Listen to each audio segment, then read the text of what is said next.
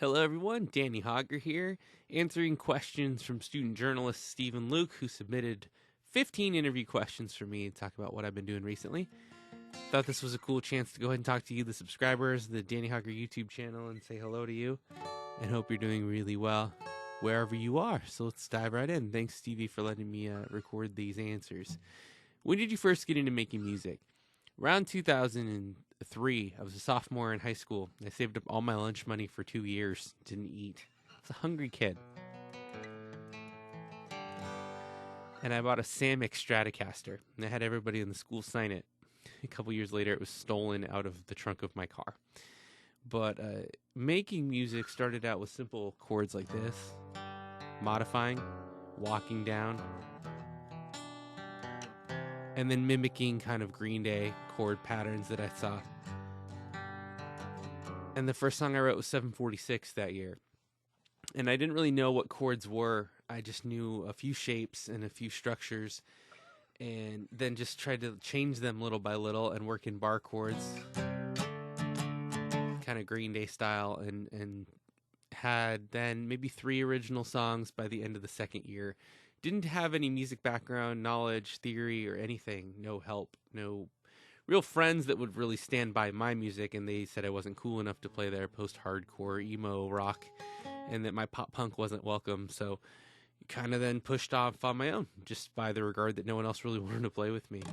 Sat and tried to impress people in the morning out by the gym when they'd walk by.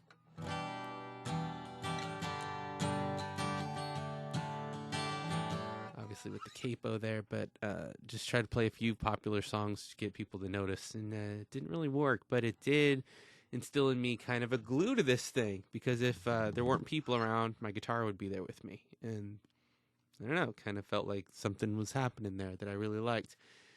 The genre of music I like making the most is question 2. I feel like I write a lot of downbeat, kind of reflective tunes. Intrinsic, mellow songs, with kind of like melancholy kind of sounds. This is the beginning of the song Crest.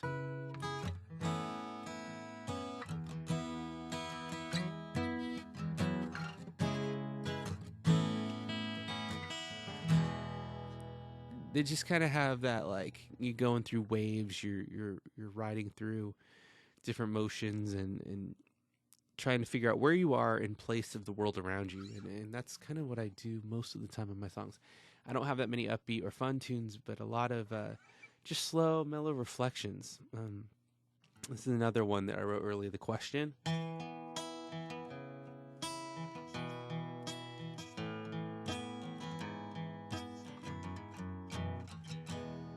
Both are in E, interestingly enough. And that's what I like, because it makes me feel good. If I have any feelings stirring or thoughts that are like uncertain, swishing them around and pouring them into a song is a good way to feel good about what I've made and then kind of bounce back above normal again. So that's kind of the answer to that. What got you into the music industry while focusing on teaching full time? Well, the music came before the teaching. 8 years teaching, 12 years performing. Where it came in was, I think, trying to earn some extra gig money down in Orange County just to pay rent and to manage 3 jobs going on there, part-time, working 470 days in a row, and looking for an outlet, that we could, my girlfriend, now wife, and I could go to a bar and try to make some extra money, and she would drive and videotape, and I would play, and try to connect with audiences with like little shuffle songs like Will You Follow?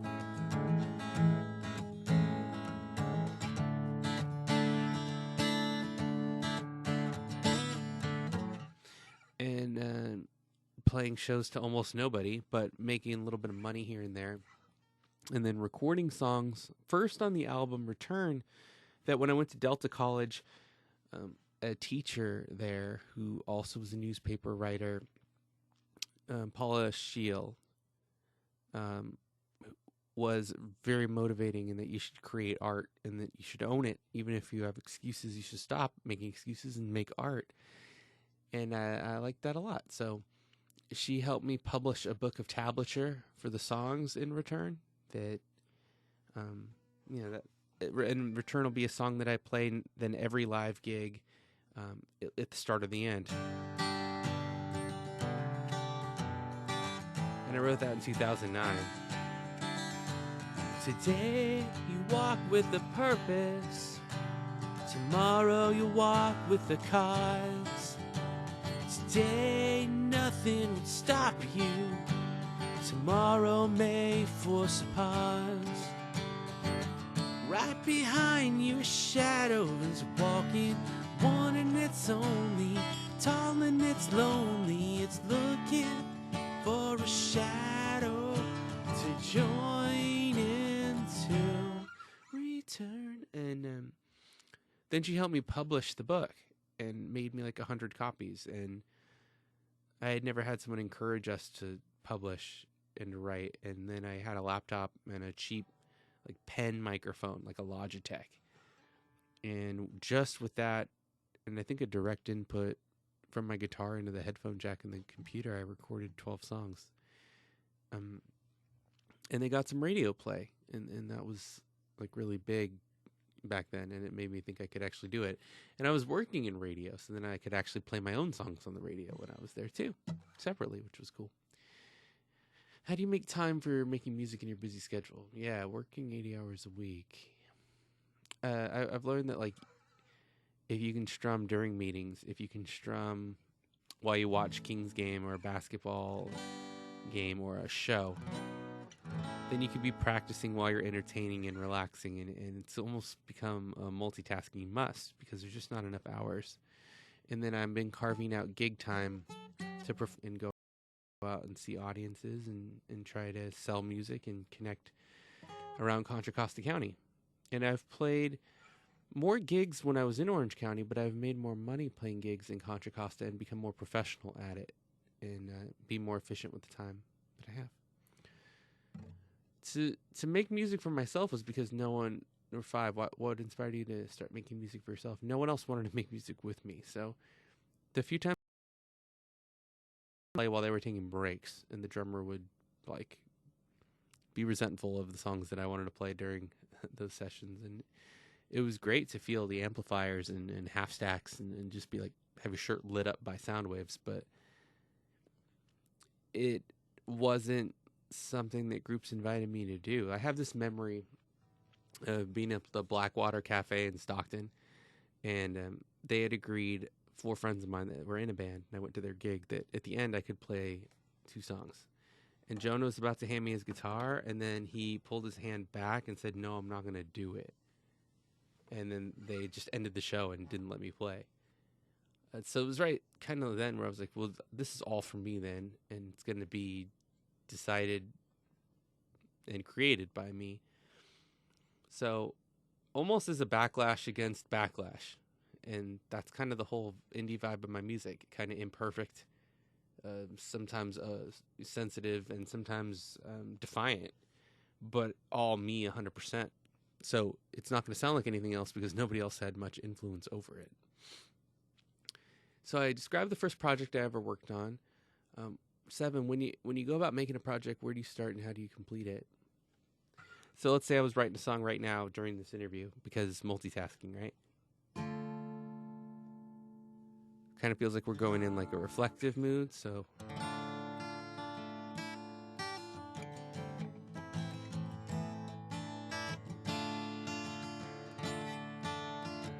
you work out like a hum.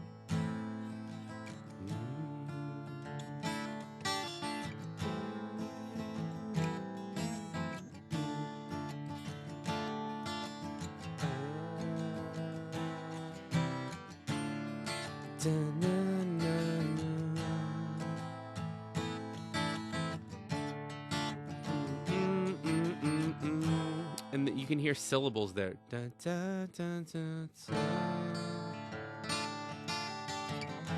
And then you just figure out the words that fit and what is the song trying to say. As time moves us on, do you turn and look back? And there you go. Like, we're off now. So that'd totally be where I would go with it. And completing it by sitting until the words make sense and until the chords reach a point where you feel like a story is being told, and then you come up with some kind of a bridge. And now you've shown all you know. Yeah, so that's not it, but I would hit it until the chords are right. And now you've shown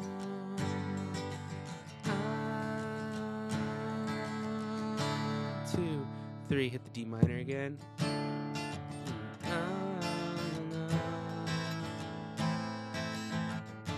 Like, that's definitely good enough that if I keep going with it, I think we can get something out of it. And it's not that hard. Harder parts are then nailing the performance, getting the vocals down. Once you know how it's supposed to sound, getting it from your head into the tracks. Yeah. I like that song. I wonder if I'll actually finish it. 8. What is the biggest thing you've improved on since first starting? Confidence. When I wrote Return and the question, and Will You Follow, I didn't have the confidence to play them well, and I made excuses for them all the time. Like, oh, the song's great, but I can't perform it, or my vocals aren't strong, or I don't really know if I like the chorus. And when you do that, everyone hears, well, I'm not going to take it seriously if you're not going to take it seriously. So when you're making something, you've got to believe in it, and you've got to be the one to back it and provide confidence to make other people believe in it. So I think that's the difference. Like, I'm now playing 3-hour-long gigs where before, when I was just learning, my sister would say, I have a request, and I'd say, oh yeah, well, what do you want to hear? She goes, nothing, stop. Or my uncle saying, yeah, he's really good. He doesn't know a full song, but he's really good. When family makes jokes and when your friends are keeping you out of bands, kind of like a crab in a crab pot, it's easy to get stuck there and not moving on. But now performing 3 hours of covers and original songs is like, yeah, the confidence to do that. Not always easy to do solo, and I like having people with me when possible, but I definitely have, I know I'm capable of throwing a great show now, and that's the growth that's happened over 14, 15 years. What's your target audience? Yeah. No, when I post music, anybody who's affected by it or thinks it's nice, that's my target audience. I think I'm closest aligned to 90s alternative rock bands, a lot of which are still going today. Toad the Wet Sprocket, Gin Blossoms, Oasis, Guster, Jimmy Eat World. But their popularity was sealed in an era where that was popular, and there was TV and radio that would support formats like that. I don't think I have an audience that is all one thing or a group that's identifiable by like demographics as much, because I have like 1,500 something YouTube subscribers and almost no Spotify followers, and the YouTube subscribers I built are kind of all age ranges of just people that enjoy acoustic music. So I guess that would be my audience, but it's both wide and niche at the same time, so it's tough to gain a lot of followers, I think, doing it starting in the last decade. If I had been born 20 years earlier, there'd be no internet, and then I'd have no way to get the music out. So kind of a catch, isn't it? It's easier than ever to make music, harder than ever to find particular audiences, because everyone is a musician. What is the favorite piece you've done? Well, shoot. Last year, I wrote and then forgot about, and then had a friend produce Limelight, and I think it may be the best song I've ever written.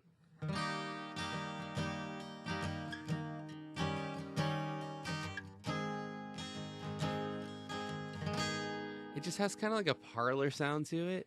Solitude has to come to an end sometime. Write your story in the moon. It just kind of has like an elegance to it. It has a slightly more detailed chord structure. It's not that hard, but it reminds me of lyrics of COVID a little bit too, where it's like, solitude has to come to an end sometime. Write your story. Let the confidence carry you through life, and don't let go and don't let down. And I think that it's kind of the most uplifting, focused song that I've written. And also really like the artwork that came with it. And then I made the artwork myself. Meant a lot too. I think I just knocked my monitors out and I barely moved, but hopefully we're still recording here. I'm really proud that Aaron Eastwood produced that and how well it came out when he produced it. Yeah, we're still rolling good. I'm just thought that when it came out from his studio, that I was like, I wrote that, and it's really sounds different, and it's got some commercial sound to it, and I can play it in a variety of ways and emotions, and I think it has range. I think it'll be a song I play every gig I play forever, and that's the kind of thing that you feel like you made something. Losing Sleep is also the first like really good song that I wrote, and I play that a lot too. It was the first song off the new album Stars You Can't See, re-recorded. Last night took a long walk, overwhelming my mind, struggling to find faces I would rather not see mine. And that was the first time I think I wrote, if the idea is like a focused story, and it was kind of a deep, dark moment that I was going through, and I felt like when it was done that I'd written something great, and great that I think if I played it for any songwriter that I respect, they would also enjoy it and find merit in it. And that's what I think separates a song from being enjoyable for me to being really kind of like treasured piece of my songwriting toolkit, even if its audience, again, is limited. That's pretty sweet for me. 10, what message do you want to get across to your audience through my music? That you can make imperfect music that's a representation of your own creativity that no one else can deny because it comes from you and you're the one that defines it. When I play Pandora and listen to like stations based on my music and I hear surrounding artists that are similar, I feel very proud because I really like the quality and the caliber of the music. And then I feel like everyone should get to feel that way, that what they make is valid and has other people who are on their level that would appreciate it. Yep. 12, do you plan on releasing any new music soon? Currently working on an album. Well, you might have started me on a song in D minor and A minor. I do have 2 songs that are done or in the process of getting done. It's March, and so I usually write heavily from April through November. Produce in December, release in January. Baby's coming, and I don't know that I'm going to get an album done this year. And I think what I'm going to try to do is not pressure myself. That way I can kind of be more mindful of the family and the day-to-day life. But I'm never not working on an album. There's always a folder on the desktop with unfinished tracks and names and lyrics. The easiest part of making music, the middle piece. I think like once you got the chords down, which we were almost there on something, right?